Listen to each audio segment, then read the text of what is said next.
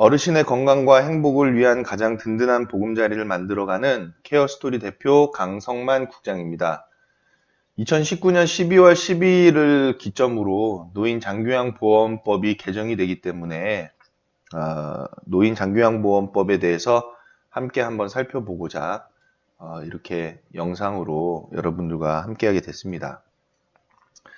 2019년 12월 12일자로 개정되는 부분들은 주요하게 변경되는 내용이 있는데, 특히나 장기요양기관을 지정하고 또 그에 대해서 또 유효기간을 둬서 장기요양기관들이 앞으로 지정을 주기적으로 계속 받아야 가야 되는 상황에 개정 내용이 들어있기 때문에 여러분들도 좀 관심을 많이들 갖고 계시고 있고, 이 내용에 대해서 여기저기서 교육들을 많이 하고 또 얘기들 하는데 부정확한 정보도 있고 또 맞는 정보도 있고, 그래서 실제적으로 우리들이 장기요양보험법을 함께 보면서 중요한 내용들을 짚어보고 바뀌는 부분이 어떤 것인지 그런 내용들을 설명을 드리고자 합니다. 그래서 이 해당 동영상은 노인요양원을 설치하시려고 하시는 분들, 그리고 처음 설치하시려고 하시는 분들, 그리고 또 시설을 증축하려고 하는 분들, 또 그리고 방문요양이나 주간보호센터 그런 시설들을 운영하시려고 하시는 분들, 또 현장에 있는 관계 공무원분들, 그런 분들께서 이 장기요양보험법을 저와 같이 함께 살펴보시면서 많은 부분에 일을 추진하시는데 도움이 되셨으면 하는 바람이고, 항상 제가 인사드릴 때마다 말씀드리는 거지만, 어르신의 건강과 행복을 위해서 도움이 되는 내용을 그런 영상들로 여러분들께 자료들로 제공해 드리고자 하는 마음으로, 그것을 목적으로 여러분들과 이런 내용들을 다루는 것이니까요. 꼭 그 방향에 부합한 내용들이 되었으면 하는 바람을 가지고 노인 장기요양보험법을 살펴보고자 합니다. 모든 영상의 내용을 무료로 해서 여러분들께 제공해 드리면 좋겠는데, 양도 방대하고 또 이 내용을 준비하는 데 있어서의 또 시간과 노력이 또 들어간 데다가 전문적인 영역이다 보니까 비용을 받고 적정한 비용을 통해서 영상을 제공해 드릴 수밖에 없는 상황을 양해해 주셨으면 하고, 그래서 지금 이 유튜브에서는 그 구독자가 1000명을 넘으면 수익이 발생하는 구조가 되어 있더라고요. 그래서 여러분들께서 구독 버튼을 많이 눌러주셔서 구독자가 1000명 이상이 돼서 수익이 발생되는 구조가 되면, 그때는 굳이 유료로 여러분들께 이런 컨텐츠를 제공해 드리지 않고 무료로 다 제공해 드릴 수 있는 상황이 되니까요. 꼭 영상을 접하시는 분들께서는 구독 버튼을 부탁을 드립니다. 그래서 1000명이 달성이 되면 모든 그 컨텐츠들은 무료로 제공해 드릴 수 있으니까 구독도 꼭 여러분들께 부탁을 드리겠습니다. 한 가지 먼저 이 노인 장기요양보험법을 살펴보기에 앞서서 말씀드리고 싶은 부분은 12월 12일을 기점으로 해서 법이 바뀌는 부분 전후가 있습니다. 그래서 그 법이 바뀌는 그 기점을 12월 12일자로 둬서 우리가 이 법이 적합한 부분의 것이 있고, 그리고 부적합한 부분의 법이 있다. 그런 부분에 대해서는 우리가 적극적으로 수용할 부분들은 수용을 하는 것이고, 그리고 또 이 법은 그렇게 맞지 않는 것 같아요. 그럴 때에는 소극적 입장을 우리도 가져야 될 필요가 있습니다. 왜냐하면 안 지킬 수는 없는 거기 때문에 입장에 있어서는 소극적으로 해서 그 부분이 법이 퇴색이 되도록 만들어야 될 것이고, 좋은 법에 대해서는 적극적으로 우리가 같이 지켜나가야 되겠다. 그래서 무조건 수용입니다. 이 법에 대해서는. 그러나 입장 자체를 소극적으로는 할 수 있을 것이다 라는 부분을 말씀드립니다. 자, 그러면 같이 한번 법을 살펴볼 텐데, 전부 다 내용을 볼 수 없기 때문에 중요한 부분에 대해서만 미리 사전에 제가 검토를 해서 빨간색으로 딱 처리를 해놨으니까요. 그 부분들만 짚어보고 가면 될 것 같습니다. 먼저 제일 중요한 거는 일단 총칙에 대해서는 우리가 살펴봐야 되겠다. 그래서 이 법은 고령이나 노인성 질병 등의 사유로 일상생활을 혼자서 수행하기 어려운 노인 등에게 제공하는 신체활동 또는 가사활동 지원 등의 장기요양 급여에 관한 사항을 규정해서 노후의 건강 증진 및 생활안정을 도모하고 그 가족의 부담을 덜어줌으로써 국민의 삶의 질을 향상하도록 함을 목적으로 한다고 합니다. 여기서 재밌는 그 문구가 있는데 하나는 고령, 또 하나는 노인성 질병입니다.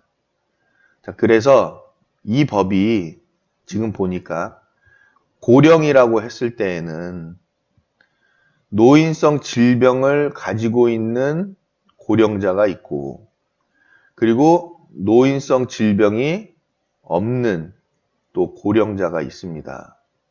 자, 그랬을 때에 이 법은 이 두 부류 중에 어느 부류를 더 위한 법일까? 고령, 5월 노인성 질병이라고 했으니까 노인성 질병은 들어가는 거죠, 당연히. 그렇다고 했을 때 고령자 중에서 노인성 질병이 있는 사람과 노인성 질병이 없는 사람이 있거든요.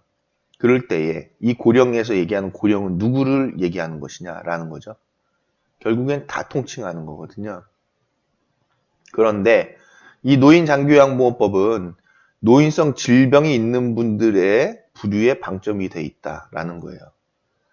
그래서 지금 현재 노인성 질병이 없는 분들이 서비스를 이용해야 하는 수준, 건강 수준에 계신 분들이 많은데 그런 분들이 지금 노인성 질병을 가져야 되는 상황으로 지금 내몰리고 있다라는 거죠. 그래서 확실하게 이 노인성 질병이 없는 분들의 건강 유지가 쭉 이루어지는 그런 형태의 노인장기요양보험법으로 이게 바뀔 필요가 있겠다. 또는 노인장기요양보험법은 그냥 두고 노인성 질병이 없는 고령자들이 말 그대로 9988 건강하게 생활하실 수 있는 99세까지 팔팔하게 그렇게 생활하실 수 있는 그러한 지원책이 마련돼야 할 것이다. 이 부분이 제일 중요하다는 거죠. 결국에는 등급자에 대한 예방이 중요하다는 거예요. 예방이. 그런데 지금 고령자분들이 어떻게 되고 있어요? 어떤 현실에 처해 있어요? 독거 형태가 지금 많이 있다라는 거죠. 어르신들이. 그렇기 때문에 독거 상태에서 노인성 질병을 얻는 분들이 많기 때문에 이분들이 어떤 가족의 돌봄을 받을 수 있어야 되는데 가족들은 부담을 느끼고 있는 상태거든요. 그렇기 때문에 이분들이 적절한 지원을 받기 위해서는 무슨 방편을 생각하냐? 등급을 인정받길 원한다는 거죠. 등급을 인정받으면 월 60만 원 정도 선에서 시설을 이용할 수 있다라는 거거든요. 물론 이제 방문 요양으로도 그 받을 수 있는 서비스가 있다라고도 보는데 방문 요양은 야간에 같은 경우에는 이용하기 어려운 상황이다 보니까 지금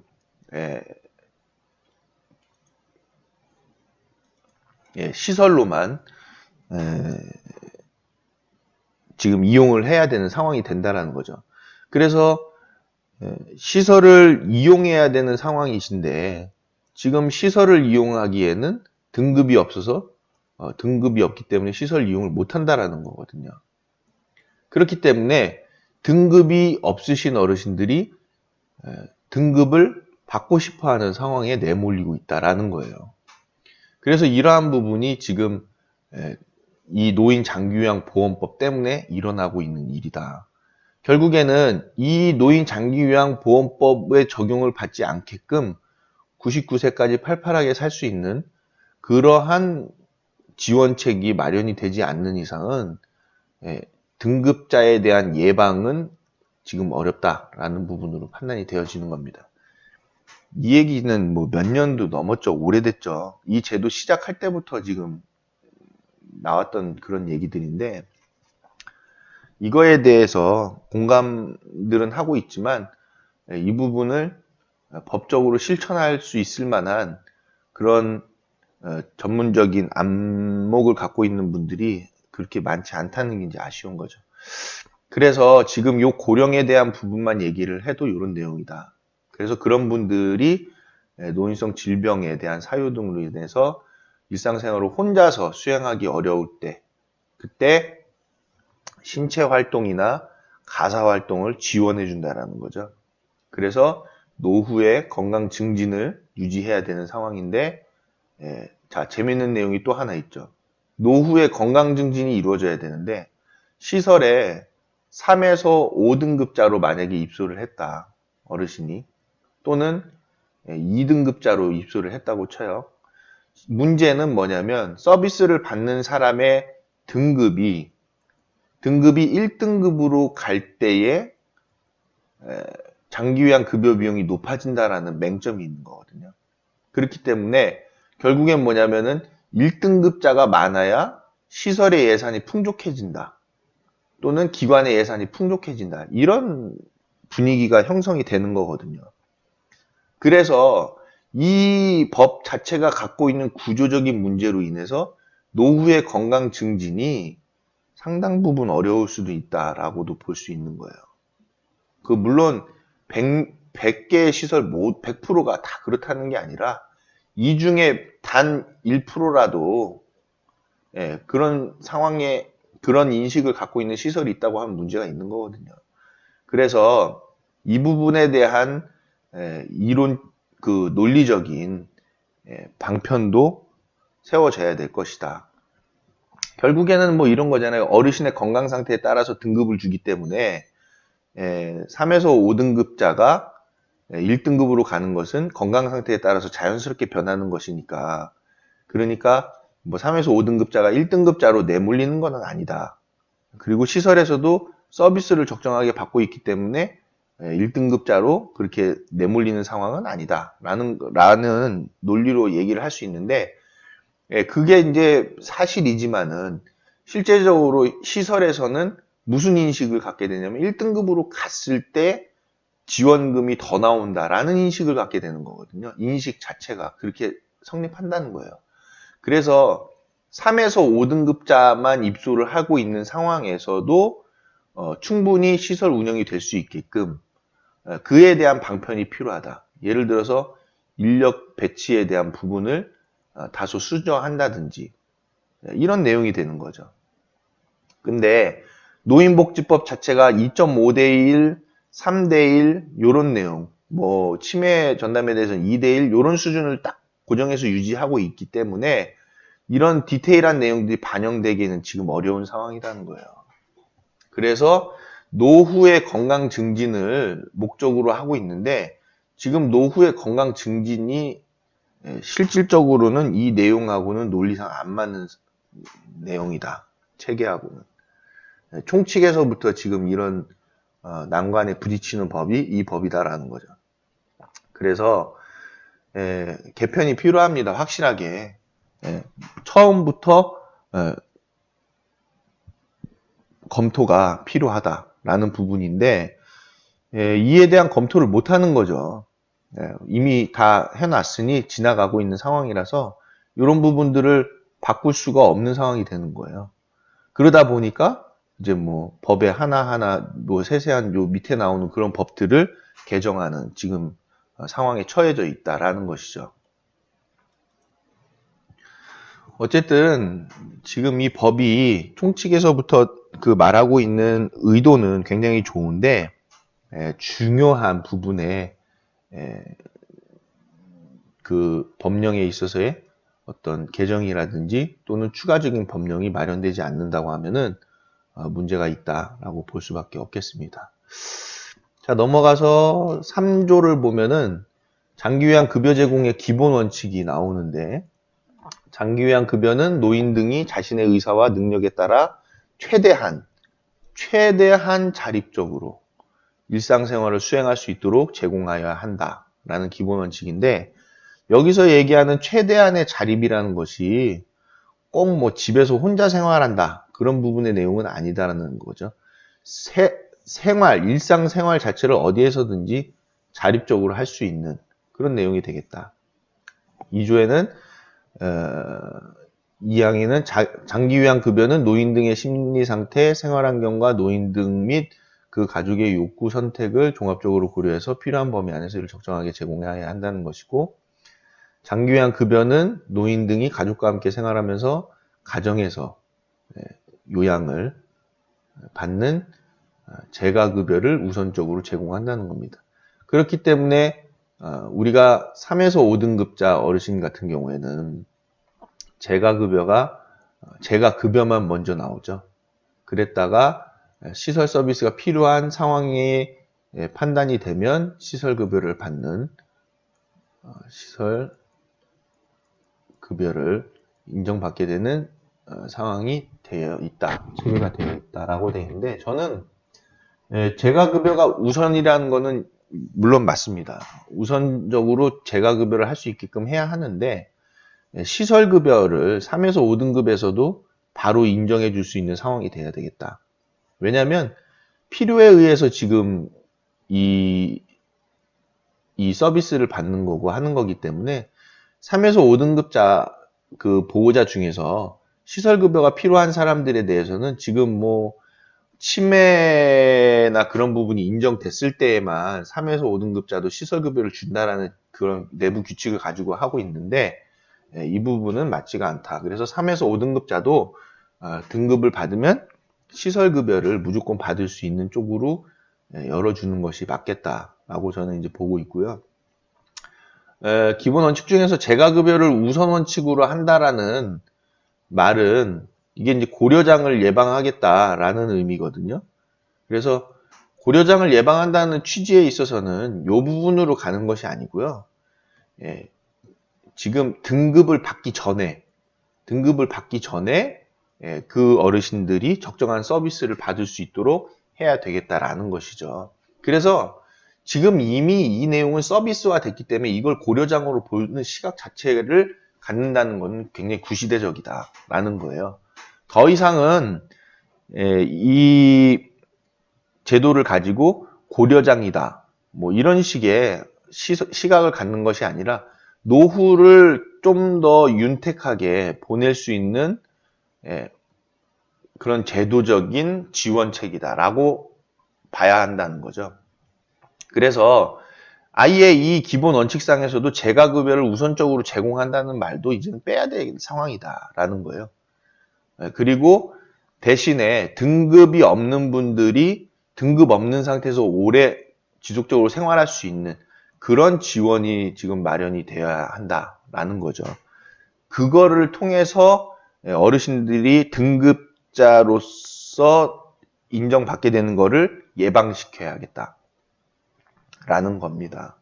그래서 그런 부분들이 예방이 되면 결국에는 굉장히 좋은 취지의 서비스이기 때문에 고려장에 대한 그런 그 인식 자체를 우리는 깰 수 있다. 이미 깨졌고요. 그래서 그런 얘기는 뭐 큰 의미가 없다라는 것이죠. 자, 넘어가서 6조를 보면은 장기요양 기본 계획이 있는데, 이거는 뭐 보건복지부 장관이 5년마다 한 번씩 이 장기요양 기본 계획을 수립해서 시행한다는 내용이라서 뭐 이런 내용이 있다 정도만 아시면 되겠고, 그래서 이제 우리 중요한 거는 이 보건복지부 장관을 잘 뽑아야 한다는 거죠.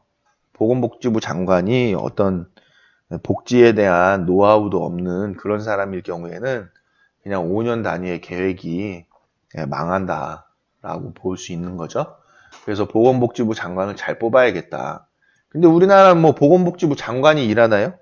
그 밑에 있는 차관이 일하고 다 그 밑에 이제 그 수행 부하 직원들이 그 하는 거라서, 그렇지만은 장관의 그 의지가 굉장히 중요하기 때문에 장관을 잘 뽑아야 하는데, 장관을 누가 뽑아요? 대통령이 또 해서 국회에서 또 하는 부분이라 우리는 대통령을 잘 뽑아야 되겠다라는 거죠. 그 다음 뭐 지방자치단체장도 이 장기요양 기본계획에 따라서 세부 시행 계획을 수립해서 시행을 한다는 거 밑에서 보시면 이해가 될 겁니다. 왜 지방자치단체장도 이런 걸 해야 되는지. 장기요양 보험은 뭐 보험자가 공단이라는 거죠. 그래서 이 공단은 국민건강보험공단으로 한다라는 게 이제 밑에 법에 나옵니다. 그 정도만 이제 보고 아시면 되겠고, 장기요양의 신청 자격은 이제 장기요양 보험 가입자다 라는 부분이고, 그리고 또는 그 피부양자. 그래서 장기요양의 인정을 신청할 수 있는데, 이 얘기는 뭐냐면은 그 등급 어르신 1에서 5등급자에 대한 그 등급 신청을 등급 신청한다고 하죠. 그래서 이 등급 신청이 뭐냐면은 등급에 대한 인정을 받도록 신청한다. 네, 그런 말입니다. 그래서 이 인정을 누가 하냐? 이 인정. 그래서 이 인정을 이제 공단에 설치되어 있는 등급 판정위원회 밑에서 나오죠. 등급판정위원회에서 이 등급 인정에 대한 부분을 진행을 한다는 겁니다. 그리고 등판위에서 결정을 하기에 앞서서 누가 이제 조사를 해요? 2명의 공단 직원이 현장 나가서 어르신에 대한 현장을 조사하죠. 그래서 이 부분이 굉장히 중요하다는 거예요. 공단 직원이 나가서 보기 때문에 이분들은 나가서 보는 게 아니라 자료만 보고 판단을 하는 거죠. 그래서 이 사람들이 보니까 어르신 뭐 팔도 쓰시고 뭐 하고 뭐 날짜도 다 아시고 하는데요. 네, 맞습니다. 그런 어르신들인데 그 어르신이 지금 시설급여가 필요하신 거예요. 그 어르신이. 그래서 그 어르신이 좋은 시설에서 생활할 수 있게끔 뭔가 지원책이 되어야 하는데 이건 내용들 모르죠. 그러니까 가서 무조건 등급을 될 수 있으면 안 내는 방향 쪽에 내용들을 이제 적어 간다라는 거죠. 그러니까 문제가 있다. 이 자체가. 그리고 이 2명이 어떤 자격, 노하우, 뭐 그런 게 없어요. 그냥 공단에서 내부 직원을 보낸다 라고 돼 있기 때문에 이 2명이 누군지를 알 수도, 뭐 그 직원에 대한 그 자격? 뭐 그런 거는 공단에서 내부적으로 관리하는 거라서 알 수도 없는 내용이다. 뭐 그러다 보니까 뭐 20대 직원들이 와가지고 80대 할머니의 그 건강 상태를 체크를 하는데 객관성이 있겠냐라는 부분이고, 또 안목이 좀 현실적으로 부족할 수 있다라는 거를 우리는 이제 많이 경험들을 통해서 알고 계시잖아요. 이런 부분. 여기 이제 그 장기요양 인정 신청의 조사가 지금 방금 말씀드린 그런 거죠. 2명 이상의 소속 직원이 조사할 수 있도록 노력해야 하는데 이 2명 이상의 소속 직원이 누군지를 우리는 알 수가 없다. 뭐 이제 그런 부분입니다. 그래서 등급판정위원회에서 하게끔 된다라는 거고, 등급판정 기간 같은 경우에는 30일 이내에 제출한 날로부터 30일 이내에 이루어지기 때문에 대부분은 30일 이내에 이루어진다. 근데 빨리 진행되는 분들은 15일 정도에서도 그 진행이 되는 데도 있죠. 왜냐하면 30일 이내이기 때문에 등급 판정이 거의 뭐 한 달에 2번씩 열리잖아요. 그래서 요 2번 열리는 것도 이제 공단에서 정해놓은 내용인데 2번 열리는 것도. 그래서 뭐 4주까지 있다 하면 1에서 2주까지 해가지고 여기 때 등판이 열리면 등판 이후에 바로 결정이 되니까 뭐 1주, 여기 2주 이렇게 있다면 월, 화, 수, 목, 금 있다고 하면 만약에 여기 있다. 신청서는 요날 제출했는데 등판이 여기였다. 그럼 요날 나오는 거죠. 그렇기 때문에 15일이면 충분할 수도 있다. 그런데 만약에 요날 신청을 준비를 시작했다고 하면은 등판이 4주 차에 있을 수도 있으니까 2주, 3주, 4주 걸리니까 느낌상으로 한 달도 걸릴 수 있겠다라는 거고, 또 공단에서는 뭐 부득이한 사유가 있으면은 30일 이내의 범위에서 일을 연장할 수도 있기 때문에 더 길어질 수도 있겠다라는 걸로 알 수가 있습니다. 장기요양 인정서는 그 등급을 인정받게 되면 그러면 여러분들 아시다시피 장기요양 인정서를 받게 되죠. 그 인정서다. 그래서 인정서를 작성할 때에는 공단이 이런 내용들을 고려해서 작성을 하게 되는 거고, 뭐 유효기간은 최소 1년 이상으로 유효기간을 정해두게끔 돼 있다. 저 밑에 가면은 그 시행령인가요? 규칙인가요? 거기서 그 내용에 대한 정확한 부분들이 더 나오니까 거기서도 한번 보시면 되겠습니다. 그 다음에 장기 요양은 갱신을 할 수 있고 등급이 인정기간, 유효기간이 다 도래했을 때 30일 유효기간이 만료되기 전 30일까지 해야 한다라는 부분이죠. 그래서 될 수 있으면은 장기요양 갱신 신청은 꼭 한 달 전에, 2달 전에 미리 확인을 해가지고 갱신 신청을 빨리 진행을 하셔야 되겠다. 공단에다가 빨리 전화를 해야 되겠다. 이런 부분이죠. 그 다음에 등급 변경, 장기요양 등급에 대한 변경 신청을 할 수 있는데 뭐 같은 과정이니까요. 그리고 장기요양 신청은 대리자도 할 수가 있다라는 내용인데, 뭐 대리자야 뭐 이해관계인도 속하고 그런 내용이죠. 그 다음에 장기요양 급여의 종류를 보시면은 방문요양, 방문목욕, 방문간호, 주야간보호, 단기보호, 기타 재가급여가 있다.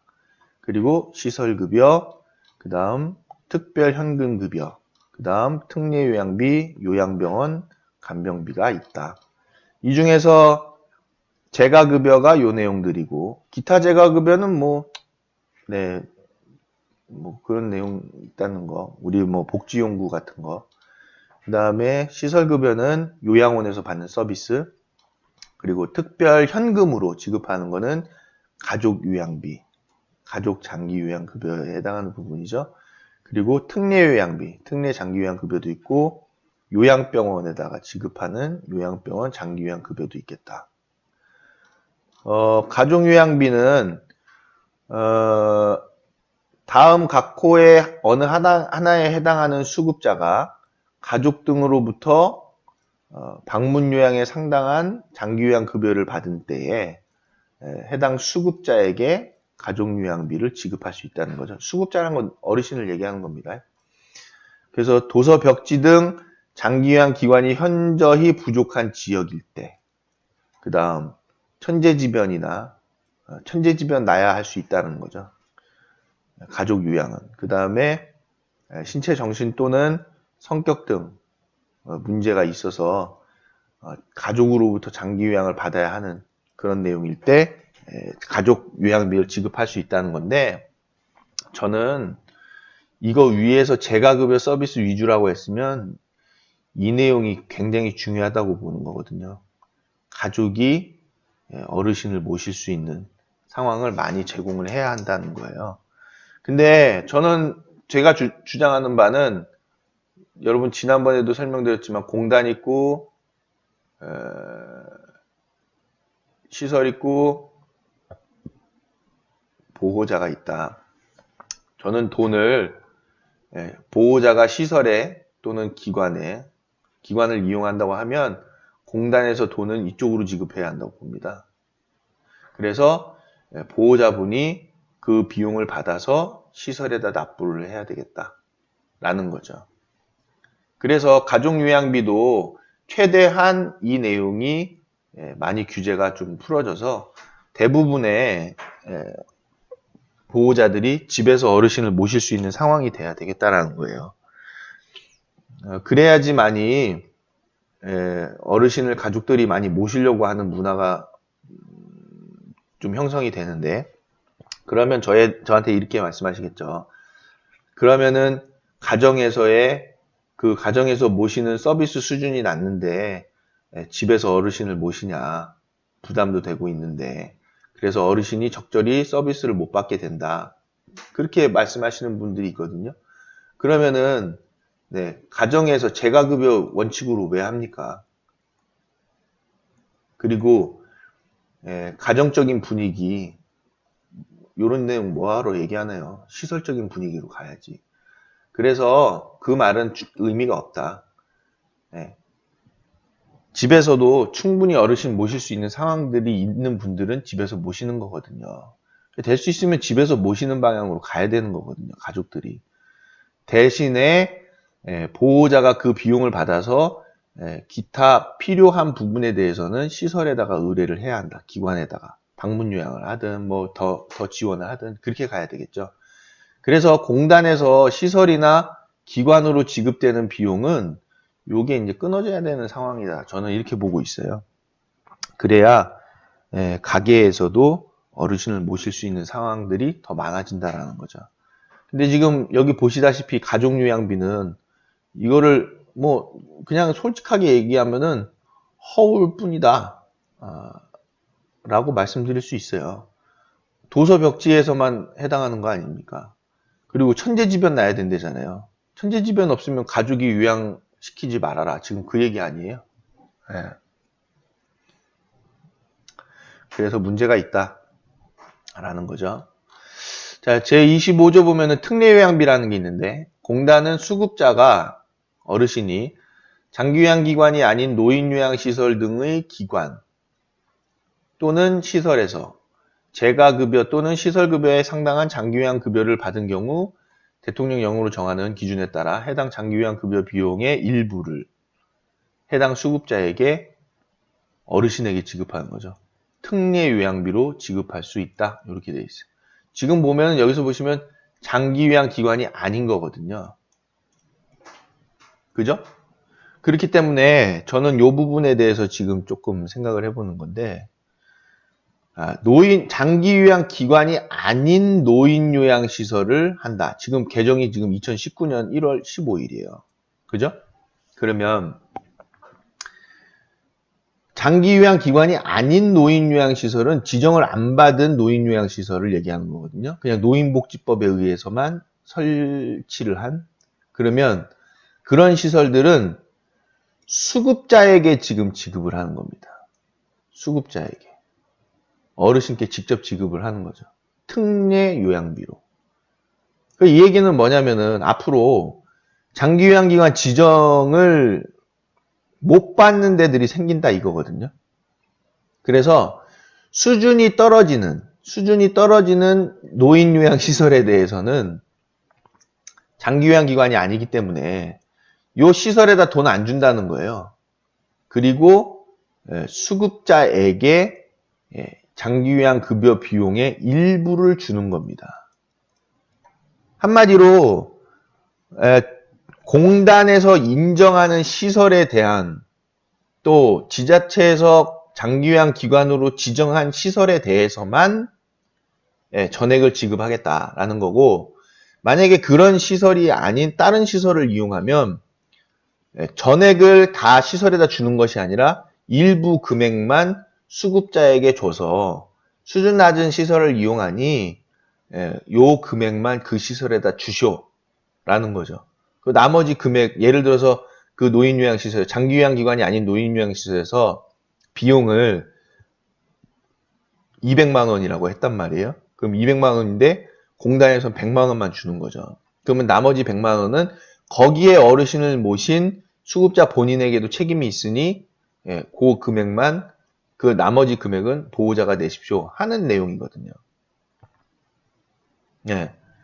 실상은 이게 맞는 내용입니다. 어떻게 보면. 그래서 지금 여기서 이게 맞는 내용이지만 안 맞는 조금 부족한 내용은 뭐냐면 장기요양 급여 비용의 일부를 수급자에게 준다는 거거든요. 원래 실상은 장기요양 급여 비용의 전액을 수급자에게 줘야 되는 거예요. 전액을. 근데 일부를 준다라고 돼 있는 거죠. 그래서 앞으로 지금 시설을 운영하시는 분들은 어떤 상황이 벌어지냐? 장기요양기관이 아닌 시설들이 나올 수 있는 상황이에요. 전국에서. 뭐에 의해서? 평가에 의해서. 그리고 건강보험공단과 건강보험공단이라고 하면, 그렇죠. 왜냐하면 건강보험공단의 의견도 들어가니까.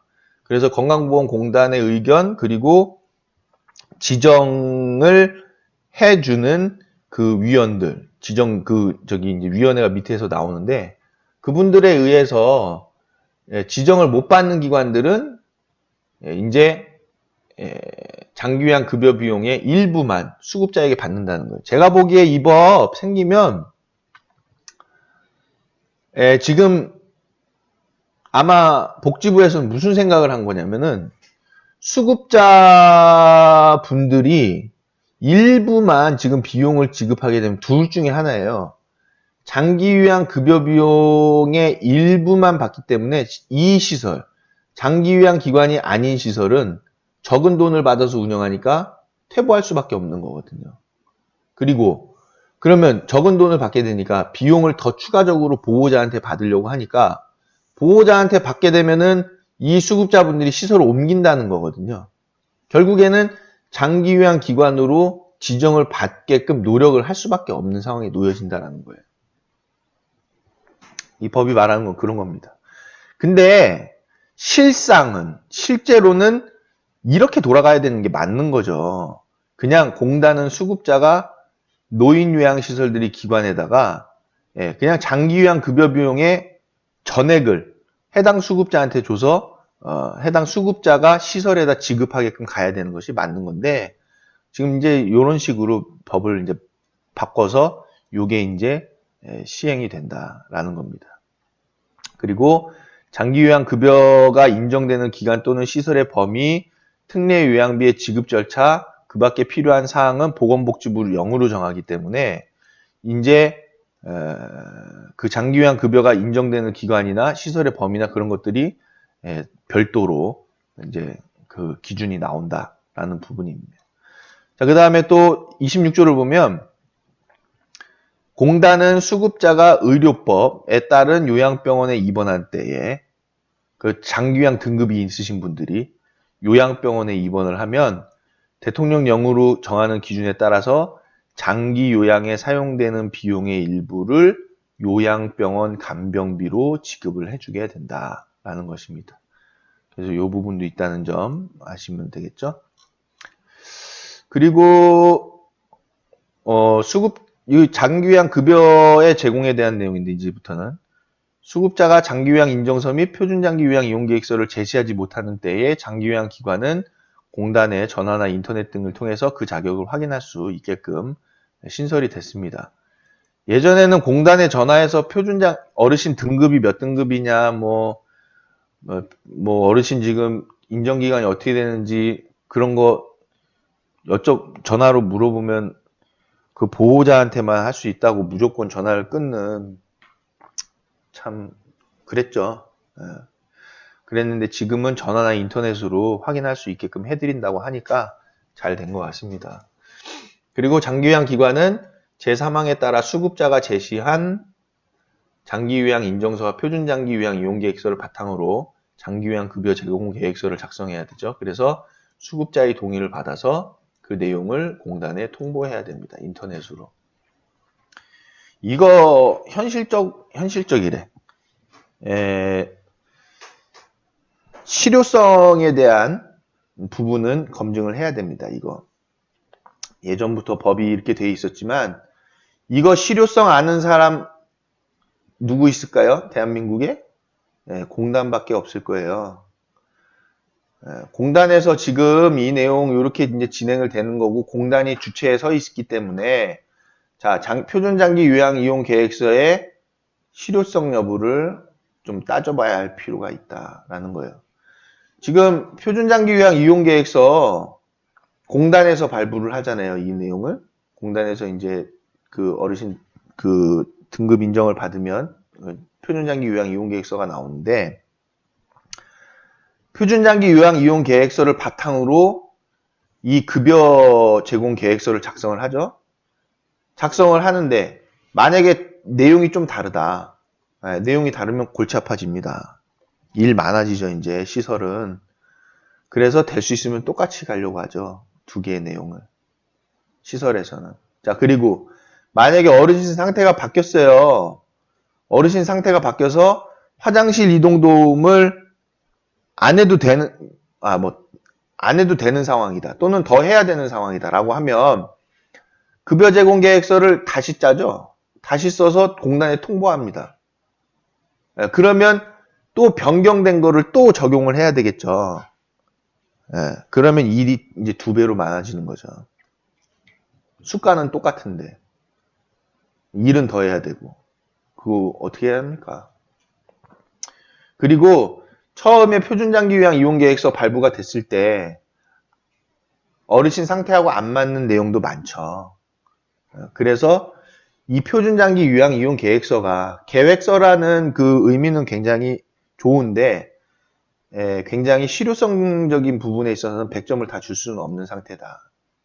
저는 오히려 이 표준장기 요양 이용 계획서가 참고용으로 이게 그냥 단순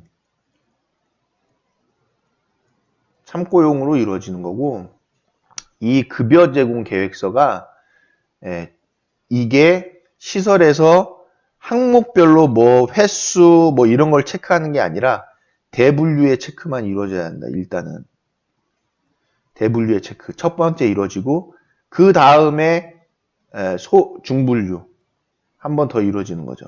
어르신 모시고 난 다음에 그러고 난 다음에 기간이 이루어지고 난 다음에 소분류가 이루어져야 되겠다라는 거예요. 그래서 처음에는 간단하게 작성합니다. 화장실 도움 필요하고 뭐도 필요하고 이렇게 가는 거죠. 자 해서 대분류로 어르신을 모셔봤더니 화장실 몇 번이 필요한 것 같아.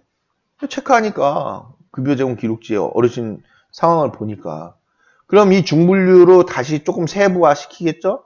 이 다음에 또 보니까 더 필요한 게 있어요. 그럼 소분류로 간다는 거죠.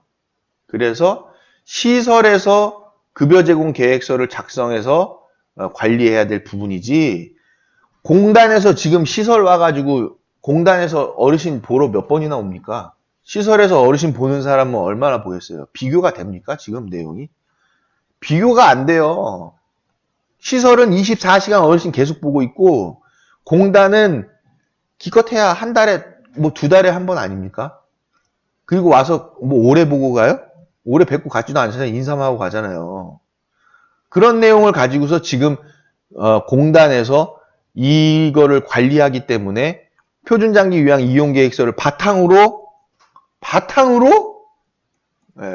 하기도 어렵다. 참고용으로만 가는 거고 단순히 이런 식으로 업무가 심화돼야 된다. 점점 갈수록 이렇게 돼야 되지. 지금 뭐 그냥 표준장기 요양 이용 계획서 그대로 해서 입력하고 그걸 변경했을 때는 또 변경 계획서 작성해가지고 또 수급자 동의 받아서 또 해야 되고 이건 안 맞는다는 거예요. 수급자 동의는 소분류에서 받아도 좋습니다. 대분류에서 일단은 뭐 동의야 여기서 받든 여기서 받든 여기서 받든 동의야 받는 건데 받아도 좋은데 그런데 일단은 세부적인 그 계획으로 갈 때에는 이 내용들이 지켜져야 되겠다. 표준 장기 요양 이용 계획서 그 발부해 주신 분들 어르신 많이 보고 이거 계획서 발부하는 겁니까? 어르신이 어떻게 다니시는지나 보고 하시는 거예요? 아니잖아요. 그냥 뭐 와서 2시간 두 분이 와가지고 어르신 팔 들어보세요, 걸어보세요 이렇게 하고 작성하는 거 아닙니까? 그날 컨디션에 따라서 달라지는 거예요. 그래서 이런 부분들로 가야 될 것이다 라는 거를 말씀드립니다. 28조에 보면은 장기요양 급여에 월 한도액이 나오는데 이거는 이제 재가급여에 대한 부분이죠. 그래서 월 한도액 기준액이 정해져 있어가지고 그 기준액 이상은 쓸 수 없다. 근데 이제 주간보호 같은 경우나 방문요양하고 같이 이제 그 서비스를 받을 때는 또 그 한도액을 또 초과해서 쓰는 그런 내용에 대한 부분도 있죠. 자, 그 다음에 29조를 보시면은 공단은 장기요양 급여를 받고 있는 자가 정당한 사유 없이 조사나 요구에 응하지 않거나 답변을 거절할 경우에 장기요양 급여의 전부 또는 일부를 제공하지 아니하게 할 수 있다. 뭐 이거는 뭐 장기요양 급여를 받고 있으신 분한테 자료를 제출해라고 했을 때는 자료를 꼭 제출을 이제 그 조사에 응해야 하는 그런 내용을 정해놓은 거죠. 뭐 이거야 그 장교양 어르신이나 어르신 보호자가 네, 뭐 조사를 공단에서 한다고 하는데 응하지 않는 그런 경우는 거의 없을 텐데 바쁘면 또 응하지 못할 수도 있죠. 그런데 그럴 수는 없다. 그래서 뭐 간단하게 보시면 되는 내용이고 여기서부터가 이제 진짜 내용이죠. 여기 이 내용이. 그래서 장기 요양기관을 지정받으려고 또는 장기요양기관을 운영하려는 자는 특별시장 이런 분들한테 관할 지자체에다가 지정을 받아야 하는 거죠. 그래서 시설은 중요한 내용인데 이게 노인복지법에 따라서